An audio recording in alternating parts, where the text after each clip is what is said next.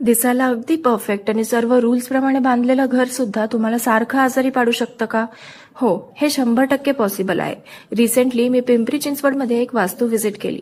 First लुकमध्ये त्या वास्तूचा main entrance, living area, kitchen, bedrooms आणि अगदी देवघर सुद्धा एकदम प्रॉपर आणि वास्तुशास्त्रानुसार योग्य ठिकाणी होतं.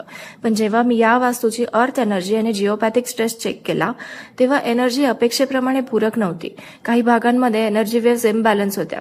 अशा प्रकारची निगेटिव्हिटी किंवा बाधित ऊर्जा अनेकदा नेहमीचा थकवा, आजारपण, झोपेचे प्रॉब्लेम्स, मानसिक तणाव, चिडचिड आणि ट्रीटमेंट करूनही पूर्णपणे बरे न होणारे त्रास निर्माण करू शकते. विशेष म्हणजे या घरातील मेंबर्सना बऱ्याच काळापासून अशाच प्रकारच्या हेल्थ इश्यूजचा सामना करावा लागत होता. यात भर म्हणजे पूर्व दिशेला टॉयलेट बांधलेलं होतं. हा मेजर डिफेक्ट दूर करण्यासाठी मी काही वास्तू रेमेडीज सुचवल्या. तसेच पाण्याची ओव्हरहेड वॉटर टँक सुद्धा ईशान्येला होती. ती लगेचच नैऋत्य म्हणजे साऊथ वेस्टला शिफ्ट करण्याचा सल्ला दिला. या काही मुद्द्यांव्यतिरिक्त घराचं प्लॅनिंग, रूम प्लेसमेंट योग्य होतं. मला पूर्ण विश्वास आहे की आवश्यक सुधारणा केल्यानंतर ही वास्तू पॉझिटिव्ह, एनर्जाइज्ड आणि वास्तू कंप्लायंट बनेल.